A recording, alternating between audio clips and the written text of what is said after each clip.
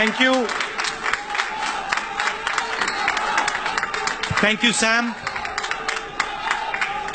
And thank you, Shudji.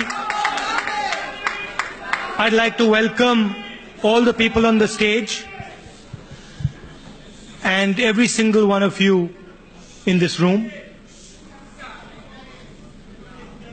Okay. I'd like to welcome every single one of you in this room. You know, many years ago, Sam came to India and he told you the story of Indira Gandhi ji listening to his presentation. I think, Sam, it was 1982? 1979. I think you came again in 1982. So he came in 82 and I was 12 years old, and in the morning my father told me that there's a presentation and you have to come. I didn't know what presentation meant. I thought I was going to get a present. Anyway, I went there and my sister and me were made to sit down in the back of the room quietly. And we sat there for 6 hours. And Sam and my father discussed computers. I didn't quite understand what a computer was. Nobody actually in 1982 really understood what a computer was. To me, it looked like a little box with a TV screen on it. And frankly, I didn't like that presentation because as a little kid, I just couldn't stand the fact that I had to sit there for 6 hours. And 4 or 5 years later, I started to see the result of that presentation.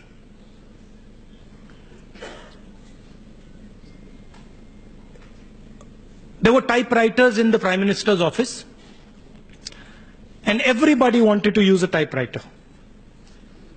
And Sam and my father said to the Prime Minister's office that we have to move to computers. And everybody said, no, we like our typewriters, we don't want computers.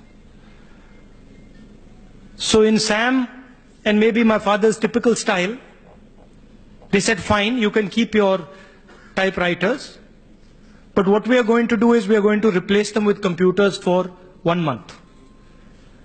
And after 1 month, we will give you your typewriters back. They gave them the computers for 1 month.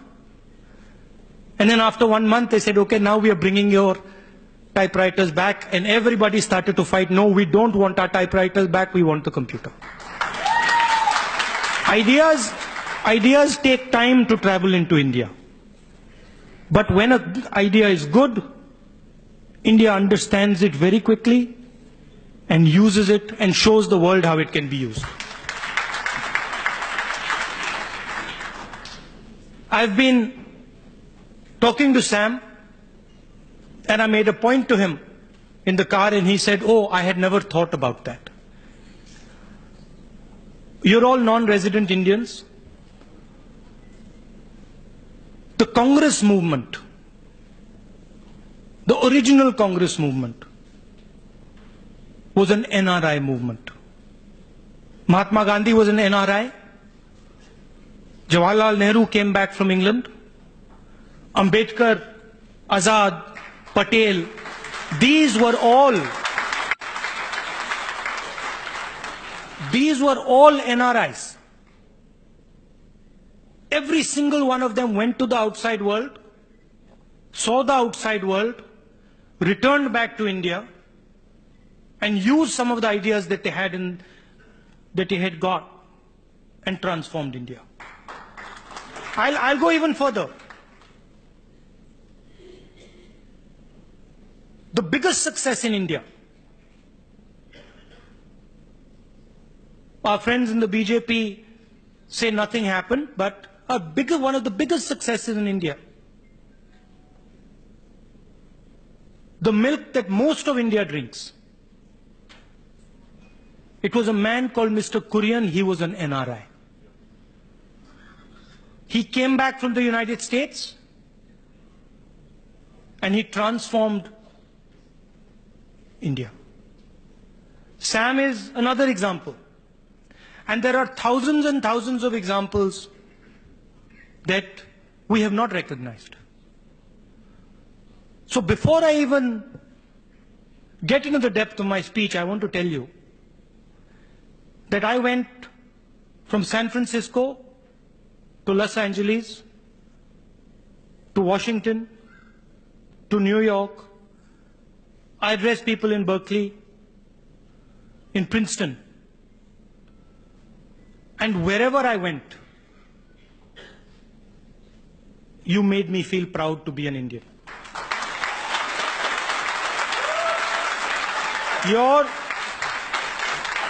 Everywhere you look in this country, everywhere you look in this country, there is an Indian person working for America, working for India, living peacefully and building this country and our country at home. So I would like to start by telling you that you are actually the backbone of our country.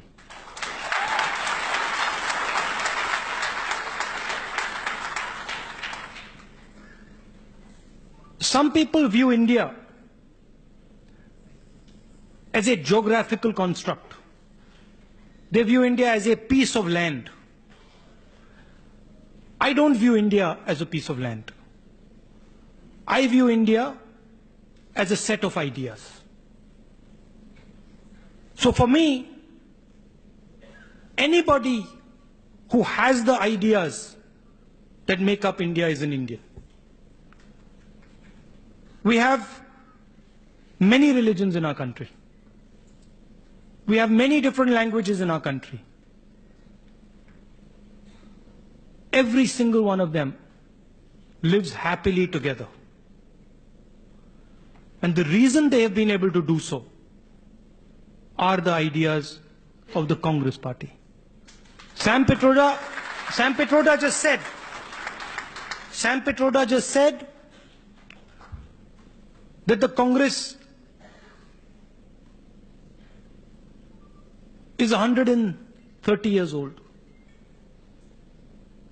Yes, it is true. The Congress organization is slightly more than a century old. But the Congress idea in India is thousands of years old. Sam, we don't represent an organization. We represent a philosophy that is thousands and thousands of years old.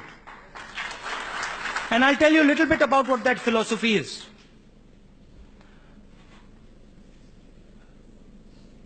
What did Gandhiji actually fight for?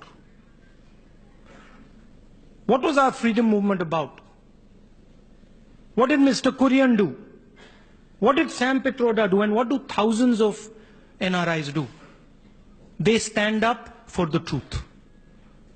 It doesn't matter what is standing against them. When they believe in something and they are convinced that that is the truth, they stand up for it and they pay the price for it. That is the Congress idea.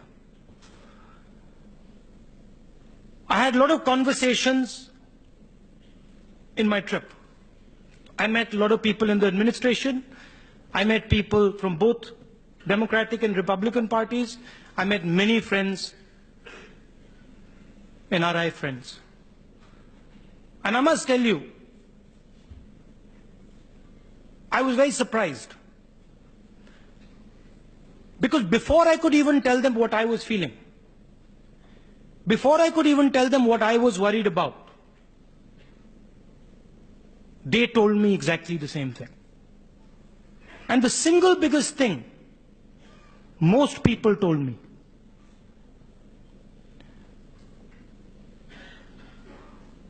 what has happened to the tolerance that used to prevail in India?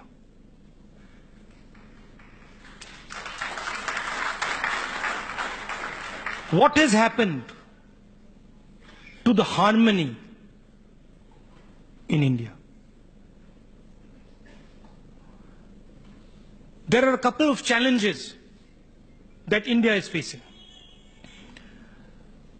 The single biggest challenge, and I'll give it to you in numbers, 30,000 youngsters come into the job market every single day. That means within 24 hours, 30,000 new Indian youngsters come into the job market. Today,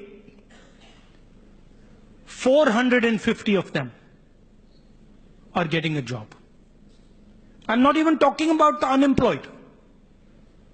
I'm saying that every single day 30,000 new people come in and only 450 of them get a job. This is the biggest challenge in front of our country. And this challenge is going to be addressed by building a unified approach, by bringing people together and addressing this problem.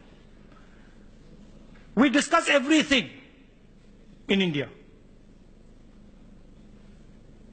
There's a divisive politics going on in India. But the real challenge facing India is out of 30,000 new youngsters coming in, 450 are getting a job. You can imagine, as this process continues, what the result will be. India simply cannot give its youngsters a vision if it is unable to give them a job. The Congress party has a vision to solve this problem. And I will tell you a little bit about this vision. Currently, the entire focus is on 50 or 60 really large companies. We believe that if you are to create millions and millions of jobs in India, it has to be done by empowering small and medium businesses. It has to be done by empowering entrepreneurs. Second, I'll give you another number. 40% of India's vegetables rot. Agriculture can simply not be ignored. There are people from Punjab here. You will understand. Yeah, there you are. You will understand exactly what I am saying. Agriculture is a strategic asset. We need to build agriculture. We need to develop a cold chain.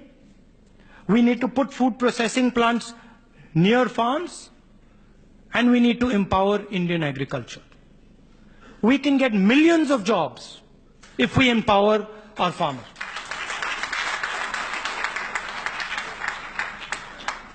Healthcare is going to transform.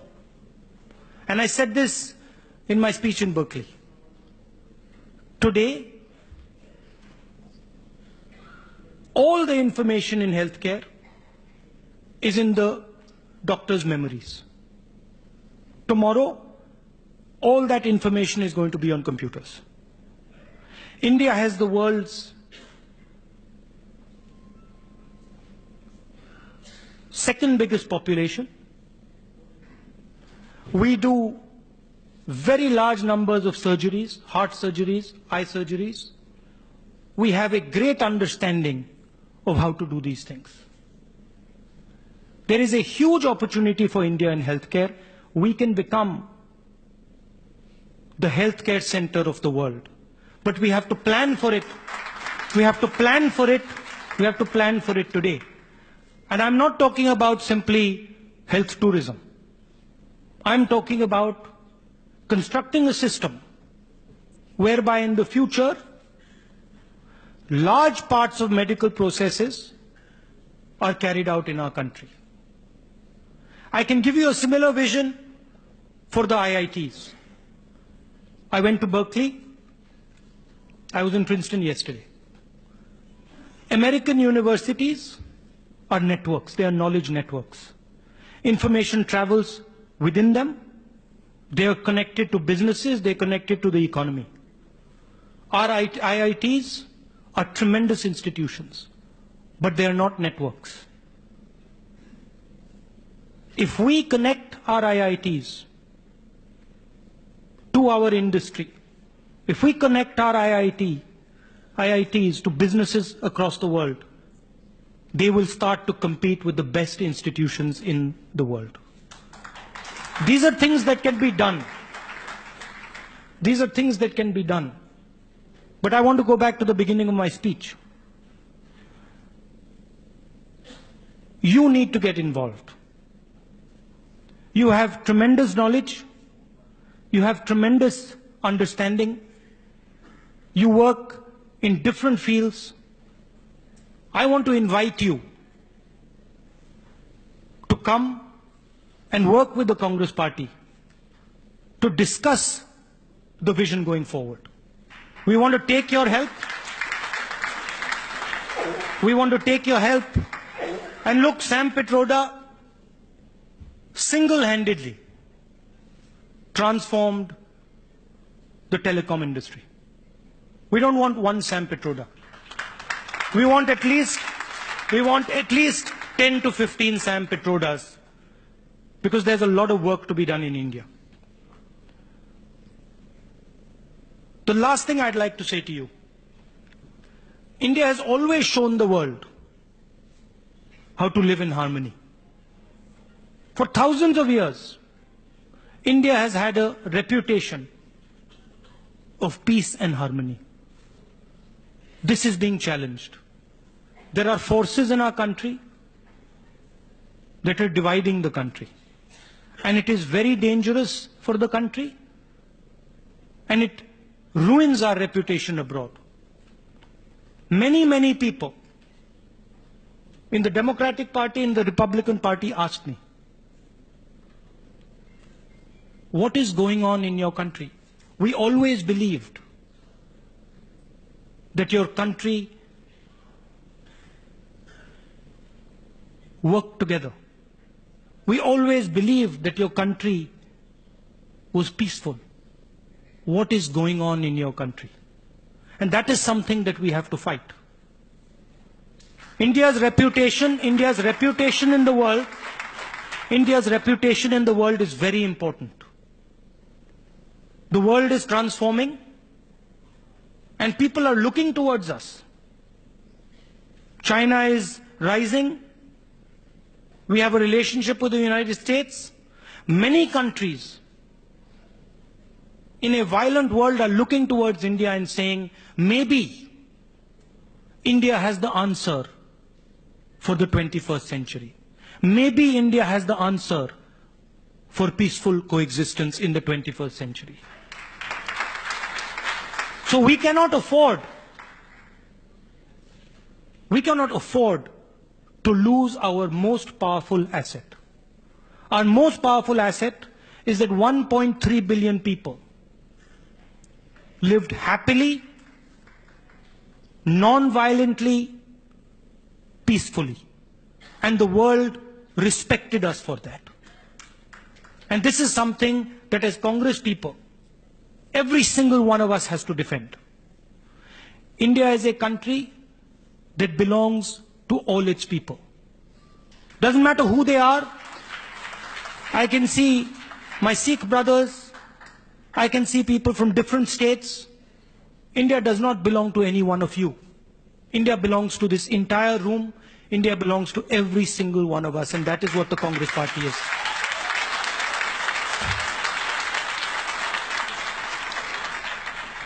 Again, I'd like to thank you very much. And I've told Sam, whenever you want me to come to the United States, whenever you want me to come anywhere, just call me. मैं हाजिर हो जाऊंगा. And final thing I told Sam today, he said about the photographs, and I've learned something. Sam, हमारे यहाँ individual photograph चलती है. तो I think next time we will give a decent amount of time so that we can have selfies or photographs together. Thank you very much. All the best.